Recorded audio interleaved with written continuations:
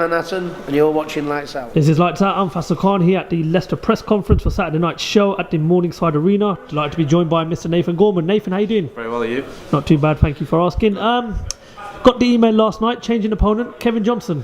Yeah, the Kingpin Johnson, probably the best survivor in the game, isn't he? Probably the most durable heavyweight in the world.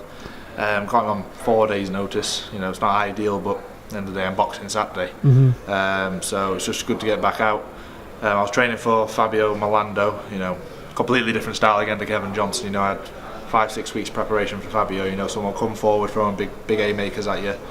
Then, you know, I got 4 days' notice to change my game plan for Kevin Johnson. You know, someone who sits there, you know, counters and gets the rounds out. So, but I'm fighting Saturday's the main thing, and you know, I'm looking to do a job. That's all. Exactly. I'm looking forward to Saturday and do the job on Saturday. Like you said, he's one of the survivors in boxing. So, what type of a tactic and strategy do you take into the ring on Saturday night against a fighter like Kevin Johnson? Obviously, he knows the way around the ring, doesn't he? He's very good at what he does. You know, he knows how to take time off, take rest, etc. Shoulder rolls are the stuff, you know, and catches every punch. So the tactics of things. Speed will be the main thing, you know, feints, and look for the shots. You know, don't get wasted any punches, because he'll just sit there all night swinging away. Daniel Dubois couldn't stop him. Yeah. So how patient are you going to have to be on Saturday night? Very patient, you know. Not just Daniel ain't stopped him. A lot of people ain't stopped him. You know, Klitschko, Tyson, Chisora. Who else? To be fair, the list goes on as well. I think it's only Joshua to stop him properly. Like you said, he's a survivor. He's a survivor, isn't he? And when Joshua stopped him, he punched him. Then he come in with a big barrage, didn't he? So it wasn't like a big one-punch knockout, I don't think. And then Peter Miller stopped him, but that was on a cut.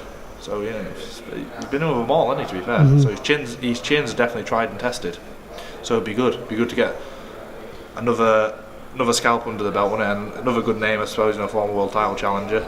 And Kevin, you know, he'll give me some good rounds. Very durable, probably the most durable heavyweight in boxing scene at the minute.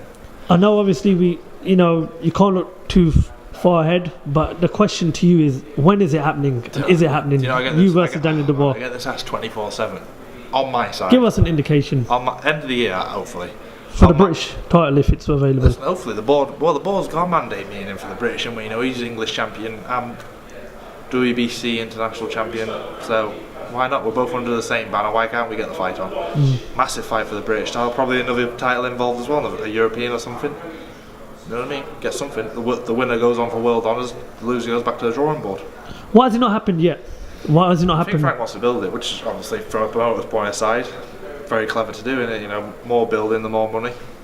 It's a business at the end of the day. You know, I'm just a fighter. You know, I want to fight people. Don't get me wrong. Of course, I want to earn a few quid out of it.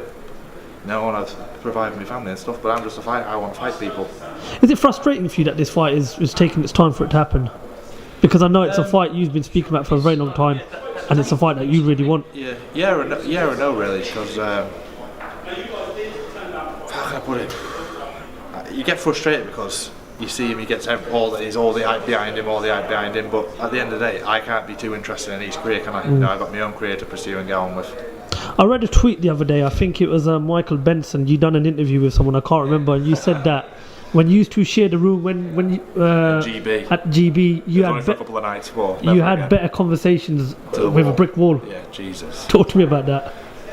That's all there is to it. You know, you couldn't have a conversation with him. He was just so dry. You know what I mean? Zero charisma. Yeah, zero. I'd just sit there by God of myself watching the telly, and he'd be in his room. And when he did come out to eat food or something, you wouldn't get a conversation out of him. So I thought, yeah. Where has this all started, you and Daniel Dubois? Is it like a personal thing? It's not a personal thing, but we was never best of friends. You know, we was always at the same way on the GB. England, actually, you know, from word go when we won the ABAs in 2014. You know, I was at 91 plus, he was at 91 kilos.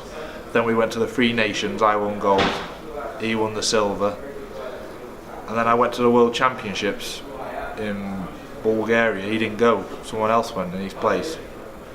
But when he came back, like he had 6 or 7 months layoff, when he came back, he come in at super heavyweight then. So from there really, but I always knew he was always destined, because he'd eat like a pig, you know what I mean? He was always destined to be heavyweight. So I knew for a certain fact this fellow was in my way. So from word go, and he thought the same about me, from word go, we was always always competing with each other, even at running. Well, it's a fight everything. It's a fight we're looking forward to when it does happen. Good fight, very good fight. You're very close with Tyson. Yeah. Friends, related to each other. Can you tell us what we can expect next from Tyson? I mean, next opponent? He's looking sharper than ever, to be fair.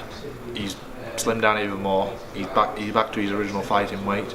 He's looking sharper than ever. Don't know who the opponent's going to be, but to be fair, whoever it is in the world, it'd be too much for him. I know Tyson signed with ESPN, and I know Dillian White could potentially be signed with ESPN. Frank Warren said the other day that Tyson's next opponent will be a top 5 ranked fighter. Very good fight there.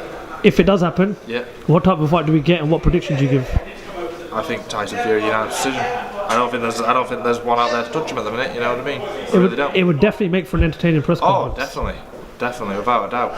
100%. There'd be one I'd be tuning into. Thoughts on Wilder Brazil? Announced the other day. Watched the press conference. To be fair, didn't watch the press conference, but I do. It was wild. It was exchanged. A lot of heated words exchanged. Did they? I don't think they like each other anyway. I think they've had past. There was an altercation at a hotel after his fight with Tyson Fury, so that's why it's a bit. There you go then. Yeah. So they got a bit of history, bit of animosity. Good fight, you know, Brazil, big lad, isn't he? But I just think Wilder, you know, he's got that £1 million backhand, and I think he'll detonate it on his chin. Could be wrong. And there's heavyweights, one punch. But if I had my last pound now, I'd say Wilder was inside 8. What was your thoughts on the press conference the other day between Josh Warrington and Kid Galahad? Did you manage to catch up with it? Yeah, I watched a little bit of it. To be fair, I watched the part of it. You know, where Warrington fainted like that. I watched that part, and I watched his dad as well. The Michael Jackson joke. It was good, to be fair. It's really good. What's your predictions for that fight, especially after what Josh Warrington achieved last year? I'm not gonna ever knock back Warrington after what he's done. You know, I've done it twice now. I'm not gonna do it again. So I'm over for Warrington. Okay. Right, well, listen, I can't keep you too long because you've got a press conference to get into.